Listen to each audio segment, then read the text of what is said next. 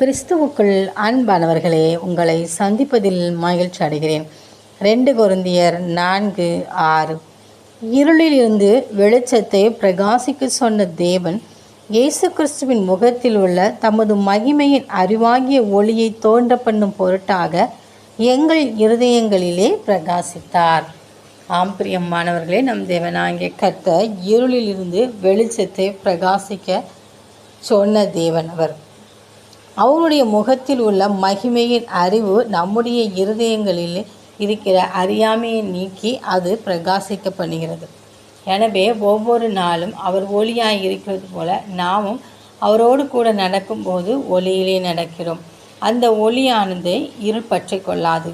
நாம் எப்பொழுதும் தேவனோடு கூடவும் அவருடைய சாயலிலும் இணைந்து நாம் காணப்படும் போது சத்துருவானவன் நம்மை தொடாதபடி கர்த்தர் நம்மை விலக்கி பாதுகாப்பார்.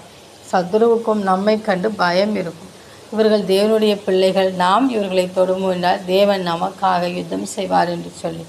எனவே அந்த ஒளியின் இடத்திலே நாம் எப்பொழுதும் வாஞ்சையாக இருப்போம். தேவனாகிய கர்த்தரே அந்த ஒளி.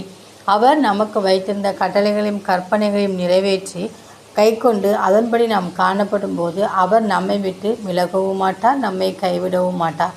அவருடைய ஒளி நம்முடைய இருதயங்களிலும் பிரகாசிக்கும், நம்முடைய உள்ளங்களிலும் பிரகாசிக்கும், நம்முடைய முகத்திலும் அதனுடைய மகிமையை காணப்படுவார்.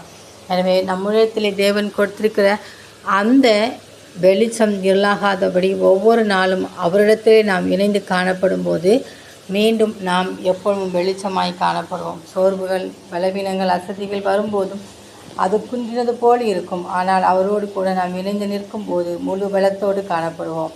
அந்த தேவனின் அன்பு கரங்களை நாம் பற்றி கொண்டு அவரோடு கூட வாழ்வோம். ஆமென்.